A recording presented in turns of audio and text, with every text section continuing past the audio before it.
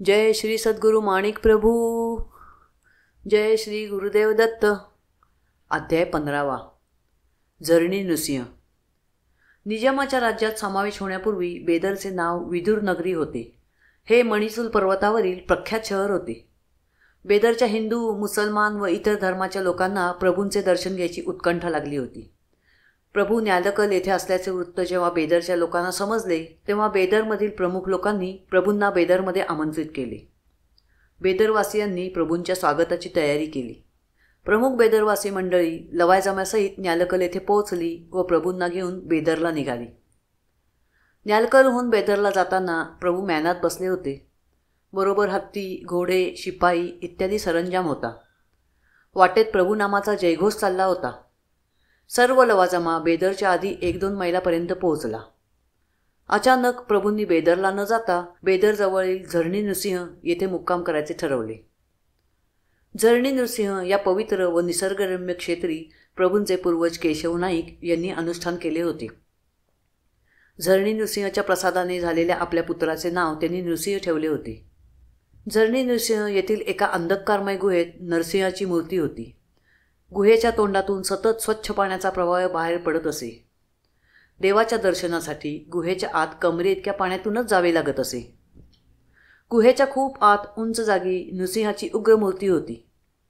मूर्तीपुढे नंदी होता. ते स्थान जागृत असून तेथे कसलेही अनुष्ठान लवकर सफल होते अशी लोकांची भावना होती.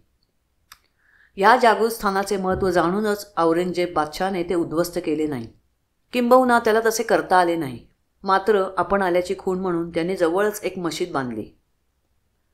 बेदरजवळ येऊन प्रभू अचानक झरणी नृसिंहाकडे वळले. हे वृत्त बेदरमध्ये पसरताच प्रभूंच्या स्वागतासाठी सज्ज असलेले लोक निराश झाले. मग प्रभूंच्या दर्शनासाठी ते झरणीला आले. थोड्याच अवधीत तेथे हजारो लोक जमा झाले. दर्शनासाठी तोबा झडू लागला. प्रभूंच्या गळ्यात हजारो हार पडू लागले. प्रभूंपुढे पेढे, नारळ, सुपाऱ्या, खारका यांचे ढीग जमू लागले. प्रभूंच्या आगमनाने पूर्वी निर्जन असलेल्या त्या लहानशा निसर्गरम्य क्षेत्राला एखाद्या दरबाराचे स्वरूप आले. तेथे कथा, कीर्तन, शास्त्रचर्चा, वेदपठण, नृत्यगायन इत्यादीचे रंग उडू लागले. अशा तऱ्हेने बेदरच्या लोकांना प्रभूदर्शन तर झाले, पण प्रभूंचे पाय आपल्या घराला लागावेत ही त्यांची इच्छा अतृप्त राहिली. प्रभूंनी बेदरवासियांचे प्रेमळ मनोगत जाणले. एक दिवस प्रभू त्यांना म्हणाले, जो कोणी मला आपल्या घरी आमंत्रण देईल त्याच्या घरी उद्या 2 प्रहरी येऊन मी पूजा घेईन. प्रभूंकडून आश्वासन मिळाल्यावर तेथे असलेल्या हिंदू, मुसलमान, शीख इत्यादी सर्व धर्माच्या लोकांनी प्रभूंना मोठ्या भक्तिभावाने आपल्या घरी यायचे आमंत्रण दिले. त्यावेळी प्रभू आत्मानंदात राहून हर्षभराने डुलत होते. प्रभूंनी तेथील प्रत्येकाला दुसऱ्या दिवशी 2 प्रहरी हजर राहण्याचे वचन तर दिले, पण प्रभूंच्या शिष्यमंडळींना काळजी वाटू लागली की प्रत्येकाच्या घरी एकाच दिवशी व एकाच वेळी भेट देण्याचे वचन प्रभू कसे काय पाळणार. दुसऱ्या दिवशी बेदरवासियांनी उत्साहाने आपापली घरे सजवली आणि ते प्रभूंच्या स्वागतासाठी सज्ज होऊन बसले. इकडे प्रभूंच्या शिष्यमंडळींची बेदरला जाण्याची तयारी सुरू झाली. भोई लोक म्याना वाहून नेण्यास सिद्ध झाले. सर्व शिष्यगण निघायला तयार होऊन बसले, पण इकडे प्रभू आपल्या शय्येवर गाढ झोपेत घोरत पडले होते. निघायची वेळ झाली तरी प्रभू काही उठेनात. सगळी मंडळी चिंताक्रांत झाली. प्रभूंनी बेदरवासियांना त्यांच्या घरचा पाहुणचार स्वीकारण्याचे वचन दिले होते. प्रभूंनी जर वचन पाळले नाही तर लोकापवाद येऊन त्यांच्या कीर्तीला काळिमा लागणार अशी शिष्यांना काळजी वाटू लागली. त्यांना एक एक क्षण युगाप्रमाणे वाटू लागला, पण प्रभूंना जागे करण्याचे धाडस कोणातच नव्हते. एकटी व्यंकम्मा मात्र अजिबात काळजी न करता शांतपणे जप करत बसली होती. त्याचवेळी बेदरमध्ये 2 प्रहरी प्रत्येक घरी अपूर्व उत्सव चालला होता. तेथील प्रत्येक घरी बरोबर 2 प्रहरी प्रभू आपल्या 1-2 शिष्यांसह दत्त म्हणून उभे राहिले. कोठे पूजा चालली आहे, कोठे प्रभूंच्या गळ्यात फुलांच्या माळा पडत आहेत, कोठे प्रभू भोजन करत आहेत, तर कोठे भजनानंदाचा थाट चालला आहे. अशा प्रकारे प्रभू एकाच दिवशी एकाच वेळी बेदरमधल्या प्रत्येकाच्या घरी हजर होते. इकडे झरणीला प्रभू गाढ झोपेतून एकाएकी जागे झाले.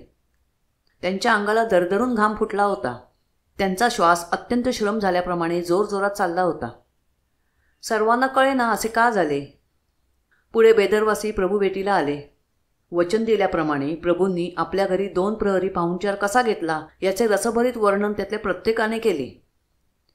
तेव्हा शिष्यांना उत्तर मिळाले की त्या दिवशी 2 प्रहरी प्रभूंना एकाएकी श्रम का झाले होते व घाम का आला होता. हा अद्भुत चमत्कार पाहून लोक थक्क झाले. बेदरचे यवन. प्रभूंच्या अद्भुत सामर्थ्यामुळे बेदरवासियांची प्रभूंवरील श्रद्धा दुरावत चालली होती. ज्या मुसलमान लोकांना प्रभूंच्या अलौकिक सामर्थ्याचा अनुभव आला होता ते प्रभुभक्त झाले होते. प्रभू दर्शनासाठी ते नियमित झरणीला येऊ लागले होते. यात उच्चवर्गीय यवन लोकांचा भरणा अधिक होता. सामान्य वर्गातील काही मुसलमानांना प्रभूंचा वाढता उत्कर्ष सहन झाला नाही. आपल्या धर्माचे लोक प्रभूंना पूज्य मानतात हे पाहून ते प्रभूंचा पाडाव करण्याचे उपाय योजू लागले.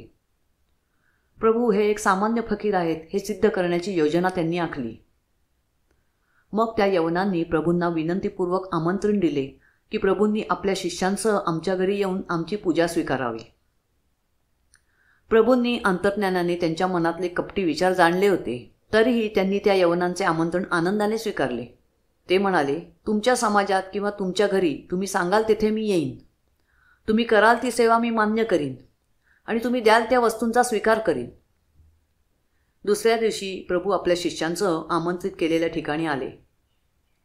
यवनांनी त्यांचे उत्तम स्वागत केले. यवन चालीरीतींप्रमाणे प्रभूंचा सन्मान केला. मोठ्या सन्मानाने सिंहासनावर बसवले. बराच मोठा यवन समाज जमा झाला होता. नंतर निरनिराळ्या खाण्याच्या पदार्थांची तपके प्रभूंपुढे आणून ठेवली गेली. त्यातल्या काही तपकात मांसाचे शिजवलेले पदार्थ होते. प्रभूंनी वचन दिले होते की तुम्ही द्याल त्या वस्तूंचा मी स्वीकार करीन. तेव्हा प्रभूंनी मांसाचे पदार्थ खाल्ले नाही तर प्रभूंवर वचनभंगाचा आरोप करता येईल आणि खाल्ले तर धर्मभ्रष्ट होईल. अशा तऱ्हेने प्रभूंना पेचात पकडून त्यांच्याकडे अलौकिक सामर्थ्य नसून ते तोतया आहेत हे सिद्ध करण्यासाठी यवन समाजातील लोकांनी हा डाव रचला होता. यवन लोक प्रभूंना आग्रह करीत असत की त्यांनी धर्म परिवर्तन करून मुसलमान धर्म स्वीकारावा. त्यामुळे अशा पद्धतीने प्रभूंचा धर्म भ्रष्ट झाला तर ते धर्म परिवर्तन करून आपल्या धर्मात येतील हा विचारही होताच. प्रभूंनी यवनांचे कपट पूर्णपणे ओळखले होते. प्रभूंचा शिष्यगण भयभीत झाला होता पण प्रभू मात्र शांत व आनंदी होते. त्यांनी आपला शिष्य चिमणाजीला सर्व तपकांवरील झाकणे दूर करण्याची आज्ञा केली. चिमणाजीने भीत भीत एकेका तपकावरील झाकण काढायला सुरुवात केली. पण आश्चर्याची गोष्ट म्हणजे त्यातील एकाही तपकात मांसाचे पदार्थ नव्हते. तपकातील मांसाच्या पदार्थांचे खारका, पेढे इत्यादीत रूपांतर झाले होते. प्रभू नेहमीसारखेच आत्मानंदात डुलत होते. प्रत्येक तपकात फुले, खारका, पेढे इत्यादी पदार्थ पाहून सर्व शिष्यगण आनंदित झाले. प्रभुभक्त यवनांनाही आनंद झाला. कपटी यवन खजील झाले. त्यांची खात्री पटली की प्रभूंच्या अंगी खरेच दैवी सामर्थ्य आहे. त्यांनी मान्य केले की यवनांनी प्रभूंची भक्ती करण्यात काहीही गैर नाही. सगळे यवन प्रभूंना शरण गेले व त्यांची माफी मागितली.